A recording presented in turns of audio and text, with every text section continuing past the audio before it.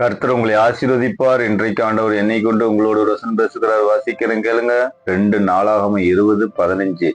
கர்த்தர் உங்களுக்கு சொல்கிறார், இந்த யுத்தம் உங்களுடையது அல்ல, தேவனுடையது. சரிங்களா? இந்த யுத்தம் உங்களுடையது அல்ல. அதாவது உங்களுக்கு ஒரு பயன்படுத்திட்டு நிறைய பேர் சொல்லுவாங்க, உங்களை அடிச்சிடுவேன், கொன்றுவேன், என் பக்கம் எத்தனை பேர் இருக்கிறாங்க பார்க்கலாம் அப்படின்னு சொல்லுவாங்க.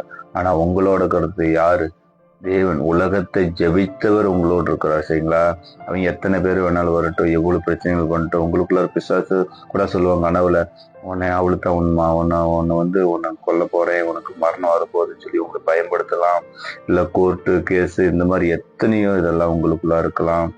சரிங்களா? அது நடக்கிறத பார்த்தா என் வாழ்க்கை அவள்தான் இருக்கிறது போல இருக்குது அப்படின்னு நீ நினைச்சு கொண்டிருக்கலாம். சரிங்களா?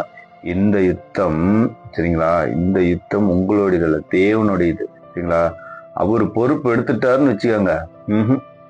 உன் பக்கத்தில் 1000 பேர், உன் வலதுபுறத்தில் 16,000 பேர் விழுந்தாலும் அது உன் எனக்காக சொல்லப்பட்டிருக்கு ஆண்டவர். சரிங்களா? கர்த்தர் உங்களுக்காக யுத்தம் பண்றார். நீங்களும் சும்மா இருங்க. சரிங்களா? கர்த்தர் யுத்தம் பண்றாரு. உங்கள் துக்கங்கள் சந்தோஷமா மாறும்.